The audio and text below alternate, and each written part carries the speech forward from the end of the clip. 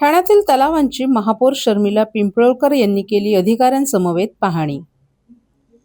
तलावांचं शहर म्हणून ओळख असलेल्या ठाण्यातील तलावांचं संवर्धन आणि सुशोभीकरणासाठी राज्य सरोवर संवर्धन या योजनेच्या माध्यमातून तलावांच्या सुशोभीकरणाची कामं करण्यात येणार आहेत।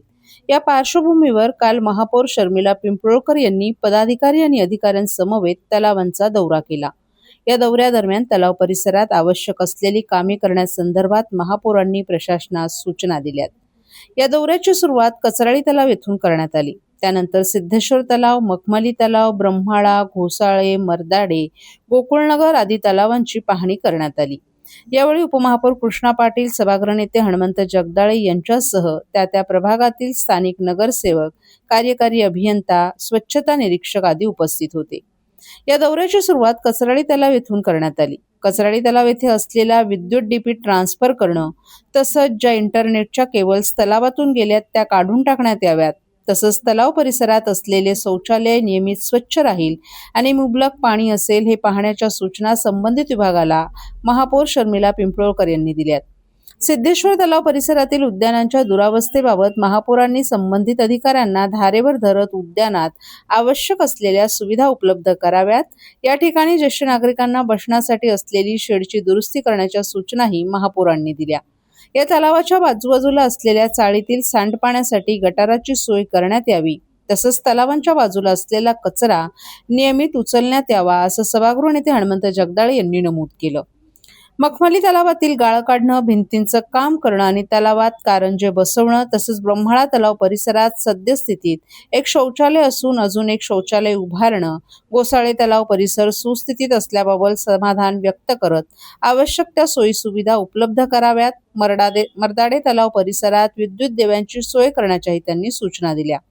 त्याचप्रमाणे गोकुळनगर तलाव परिसराच्या आजूबाजूचं डेब्रिज उचलणं आणि तलावातील गाळ काढणं आवश्यक असल्याचंही उपमहापौर कृष्णा पाटील यांनी नमूद केलं असून याबाबत तातडीनं कामं करण्याच्या सूचना त्यांनी महापौरांनी दिल्या आहेत।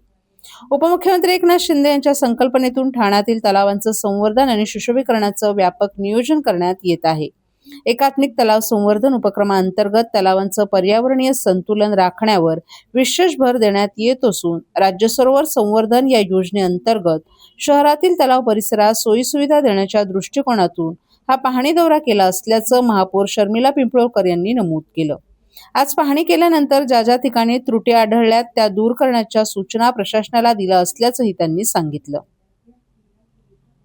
त्या ठिकाणी त्याच पद्धतीने गाळ काढण्याच्या सूचना देखील काही दिवसांपूर्वी आपण दिलेल्या होत्या, काय सांगाल? खरं तर ठाणे शहर हे तलावांचं शहर म्हणून प्रसिद्ध आहे आणि या तलावांची जोपासना आणि सुशोभीकरण तसंच अनेक ठाणेकर नागरिक या तलावांमध्ये बाजूलाच त्याच्याच लगतच काही उद्यानं आहेत, तर नागरिकांसाठी काय सुरक्षा आणि त्यांची व्यवस्था कशी काय त्यांना चांगलं वाटेल हा पाहणी दौरा खरं तर आपण आज केलेला आहे।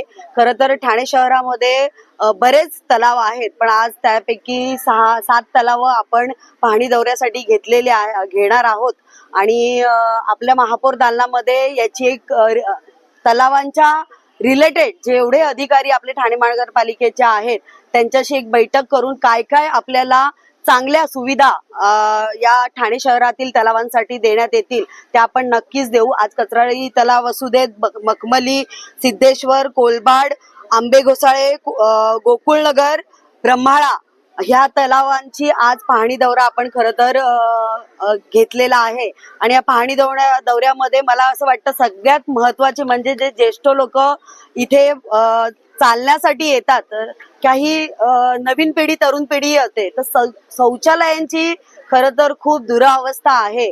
तर अजून बघायला गेलं तर काही बांध तलावांचे तुटलेले आहेत, स्वच्छता पण मला वाटतं बऱ्यापैकी नाही आहे।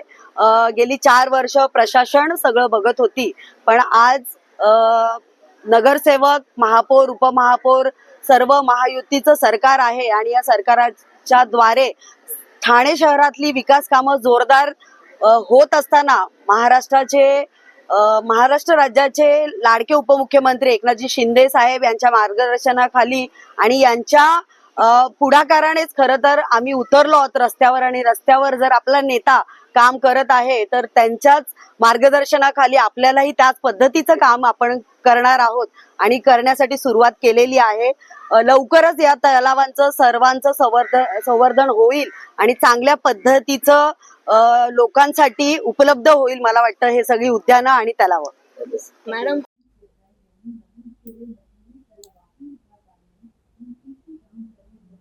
ठाणे महापालिकेतील कर्मचाऱ्यांसाठी आश्वासित प्रगती योजना लागू करण्याचे संकेत. ठाणे महापालिकेतील कायमस्वरूपी तसंच कंत्राटी कर्मचाऱ्यांच्या विविध प्रलंबित प्रश्नांबाबत अतिरिक्त आयुक्त प्रशांत रोडे यांच्या उपस्थितीत मान्यताप्राप्त म्युनिसिपल लेबर युनियनची महत्त्वपूर्ण बैठक पार पडली.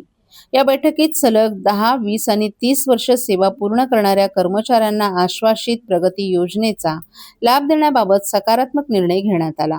पुढील महासभेपूर्वी 10 आणि 20 वर्षांची योजना लागू करण्याचे तसंच 30 वर्ष सेवा पूर्ण केलेल्या कर्मचाऱ्यांनाही लवकरच लाभ देण्याचं मान्य करण्यात आलं आहे. तसंच जादा कामाचा भत्ता, इतर प्रचलित भत्त्यांमध्ये वाढ, वेतन श्रेणी सुधारणा आणि कर्मचाऱ्यांच्या सुविधांबाबत चर्चा करून करार करण्याबाबतही सहमती झाली आहे. डॉक्टर बाबासाहेब आंबेडकर श्रमसाफल्य आवास योजनेअंतर्गत सफाई कर्मचाऱ्यांना मालकी हक्काची घरं देण्यासाठी पात्र कर्मचाऱ्यांची यादी तातडीने तयार करून युनियनला देण्याचं प्रशासनानं मान्य केले.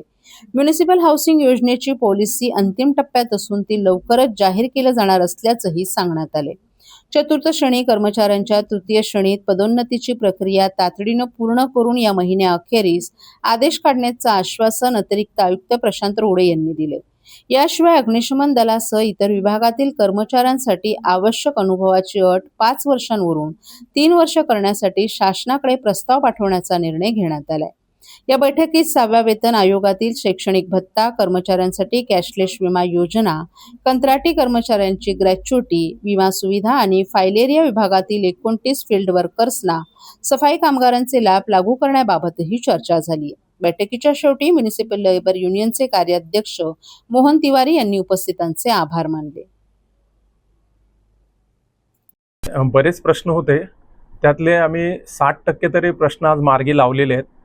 अधिकाऱ्यांचे, आयुक्त साहेबांचे, महापौरांचे, रोडे साहेबांचे, सर्व प्रशासनाचे आम्ही आभार मानतो. त्याविषयी विशेष म्हणजे कामगारांचा खूप जिव्हाळ्याचा प्रश्न होता. ते 10, 20 आणि 30 ही आश्वासित प्रगती योजना जी आहे त्याचा लाभ कामगारांना हवा होता. ती फार किचकट प्रक्रिया होती, ती आज त्यांनी मार्गी लावलेली आहे. 10 आणि 20 या ज्यांचे वर्ष पूर्ण झालेले आहेत त्यांना ती योजना लागू करण्याचं त्यांनी आज आश्वासित केलेलं आहे. येत्या आठवड्यात त्यांना ती लागू होईल. त्यानंतर आणखीन एक महत्त्वाचा प्रश्न जो होता की कामगारांचा भविष्य निर्वाह निधी जो आहे तो वाढीव जो असतो, ज्याचा आम्हाला 7वा वेतनचा हप्ता त्यांनी दिला, तर त्याची रिसीट आम्हाला 6व्या वेतन आयोगच्या वेळेस मिळाली नव्हती. ती रिसीट आम्ही देण्याची त्यांना विनंती केली, ती पण त्यांनी मान्य केलेली आहे. त्यानंतर बऱ्याचशा गोष्टी अशा होत्या की बाबासाहेब आंबेडकर श्रमसाफल्य योजना जी आहे, 25 वर्ष ज्या कामगारांना, सफाई कामगाराला पूर्ण झालेले आहेत त्यांना स्वतःचं घर महापालिकेने देणं बंधनकारक होतं.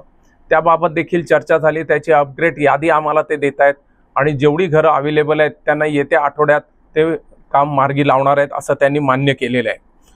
त्यानंतर ठाणे महानगरपालिका चतुर्थ श्रेणीमध्ये काम करणारे जे कामगार आहेत त्यांना तृतीय श्रेणीमध्ये प्रमोशन बरेच दिवसापासून पेंडिंग होते, ते देखील त्यांनी मार्गी लावलेले आहेत. तर असे महत्त्वाचे अनेक विषय त्यांनी मार्गी लावलेले आहेत. आर्थिकदृष्ट्या ज्या गोष्टी आहेत त्या सगळ्याच त्यांनी मार्गी लावलेल्या आहेत. त्याबद्दल मी त्या सर्वांचे तिथेच आभार मानलेले आहेत. आपल्या सर्वांसमोर पुन्हा एकदा संपूर्ण प्रशासनाचे मी आभार मानतो आणि महापौर मॅडमचे आभार मानतो. जगदाळे साहेब, पवन कदम साहेब यांची खूप मोलाची मदत आम्हाला ह्यामध्ये झालेली आहे, त्यांचे देखील मी आभार मानतो. सर्व नागरिकांना आवाहन करण्यात येत आहे की सध्या डासांमार्फत पसरणाऱ्या डेंग्यू या आजाराचा प्रसार रोखण्यासाठी प्रत्येकाने पुढील प्रमाणे कार्यवाही करावी. डेंग्यू आजार एडिस इजिप्ती हा डास चावल्याने होतो. या डासांची पैदास साचलेल्या किंवा साचवलेल्या स्वच्छ पाण्यामध्ये होते. 8 दिवसांपेक्षा जास्त दिवस पाणी उघडे व साचून राहिल्यास त्यात डास अंडी घालतात. अंड्यांच्या अळ्या तयार होऊन पुढे डास तयार होतात. यासाठी आपल्या घरातील पाणी साठे, उदाहरणार्थ बॅरल्स, पिंपे, टाक्या, हौद, रांजणे इत्यादी दर आठवड्याला रिकामे करून घासून पुसून कोरडे करून पुन्हा भरावे. 1 दिवस कोरडा दिवस म्हणून पाळावा.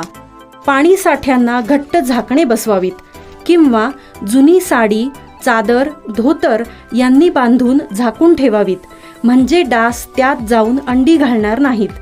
घराच्या गच्चीवर, आजूबाजूला, अंगणात कोठेही पाणी साचू देऊ नये. भंगार सामान उघड्यावर टाकू नये. उदाहरणार्थ टायर्स, प्लास्टिक सामान, कुंड्या, टाकाऊ वस्तू इत्यादी.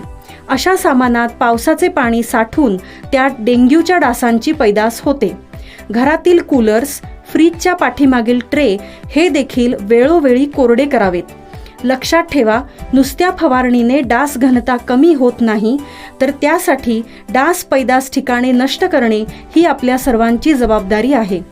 कोणताही ताप अंगावर न काढता जवळच्या शासकीय रुग्णालयात मोफत औषधोपचार घ्या. अशा प्रकारे नागरिकांनी सहकार्य केल्यास डेंग्यूचा प्रसार रोखणे सहज शक्य आहे.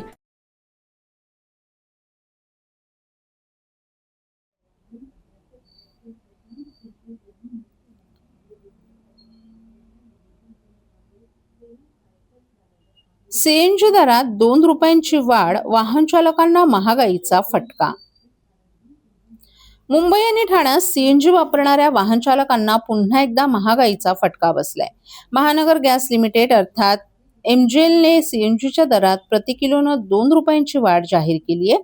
ही दरवाढ 13 मेच्या मध्यरात्रीपासून लागू करण्यात आली असून नव्या दरानुसार मुंबई आणि ठाण्यात आता सीएनजीचा दर 84 रुपये प्रति किलो झाला आहे. दरवाढीमुळे रिक्षा, टॅक्सी तसंच खासगी वाहन चालकांच्या खिशावर अतिरिक्त भार वाढणार आहे.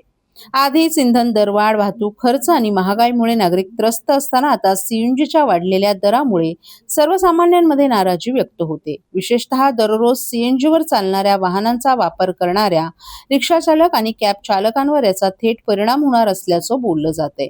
दरम्यान आंतरराष्ट्रीय बाजारातील गॅस दर आणि पुरवठा खर्च वाढल्यामुळे ही दरवाढ करण्यात आल्याची माहिती सूत्रांकडून दिली जात आहे. सीएनजी दरवाढीचा नागरिकांच्या दैनंदिन खर्चावर नेमका किती परिणाम होणार हे आता पाहणं औत्सुक्याचं ठरणार आहे.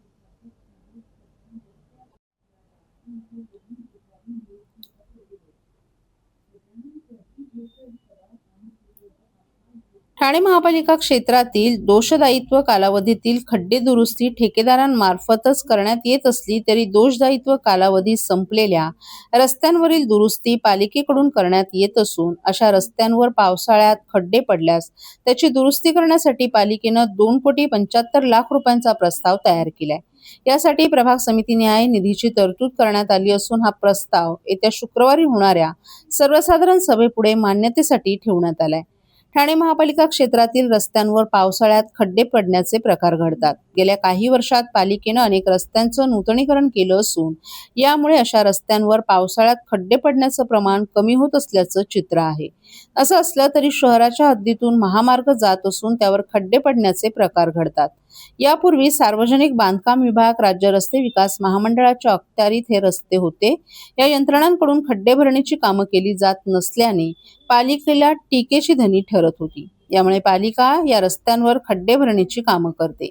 दरम्यान यापैकी घोडबंदरचा रस्ता आता पालिकेकडे हस्तांतरित झालाय. त्यामुळे या रस्त्यांची जबाबदारी आता पालिकेवर असणार आहे. नागरिकांना त्रास होऊ नये म्हणून कोणत्याही प्राधिकरणाच्या अखत्यारीतील रस्त्यांवरील खड्डे महापालिकाच दुरुस्त करेल, असं आयुक्त सौरभ राव यांनी नुकत्याच झालेल्या बैठकीत स्पष्ट केले. ठाणे महापालिका क्षेत्रातील दोषदायित्व कालावधीतील खड्डे दुरुस्ती ठेकेदारांमार्फत करण्यात येत असली तरी या दोषदायित्व कालावधी संपलेल्या रस्त्यांवरील दुरुस्ती पालिकेकडून करण्यात येते. अशा रस्त्यांवर खड्डे पडल्यास पालिकेकडून खड्डे भरणी करण्यात येते. काही वेळेस पावसाळ्याआधीही रस्ते दुरुस्ती करण्यात येते, तर काही ठिकाणी गतिरोधकाची कामं करण्यात येतात. अशा कामांसाठी पालिका दरवर्षी प्रभाग समिती न्याय निधीची तरतूद करते. यंदाही पालिकेच्या सार्वजनिक बांधकाम विभागानं विविध प्रभाग समिती न्याय रस्ते दुरुस्तीच्या कामं करण्यासाठी 2,75,00,000 रुपयांचा प्रस्ताव तयार केलाय. मान्सून काळात नागरिकांना खड्ड्यांचा त्रास होऊ नये तसंच वाहतुकीत अडथळे निर्माण होऊ नयेत यासाठी ही कामं तातडीनं करण्याची तयारी सुरू केली आहे, अशी माहिती पालिका सूत्रांनी दिली आहे.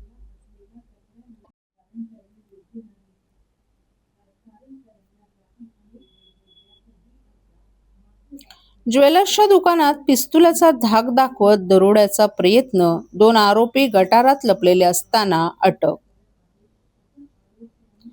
दिवा परिसरातील साबेगाव येथे असलेल्या श्री खेडादेवी ज्वेलर्स दुकानात पिस्तुलाचा धाक दाखवत दरोड्याचा प्रयत्न झाल्याची धक्कादायक घटना मंगळवारी दुपारी घडली होती. या घटनेत दुकान मालक शंभू सिंग यांच्या हातावर चाकूने वार करण्यात आला असून त्यांना किरकोळ दुखापत झालीय. त्यांची प्रकृती स्थिर असल्याची माहिती पोलिसांनी दिली आहे.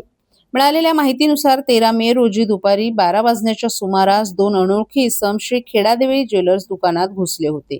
त्यांनी दुकान मालकाला पिस्तुलाचा धाक दाखवत लुटीचा प्रयत्न केला.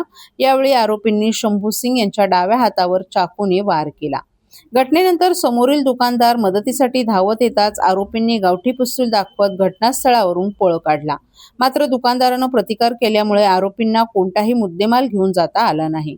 घटनेची माहिती मिळताच सहाय्यक पोलीस निरीक्षक खतेले आणि त्यांच्या तपास पथकानं तातडीनं घटनास्थळी धाव घेत आरोपींचा शोध घेण्यासाठी चुहा ब्रिज, दिवा रेल्वे स्टेशन आणि डीजे कॉम्प्लेक्स परिसरात पथकं रवाना केली.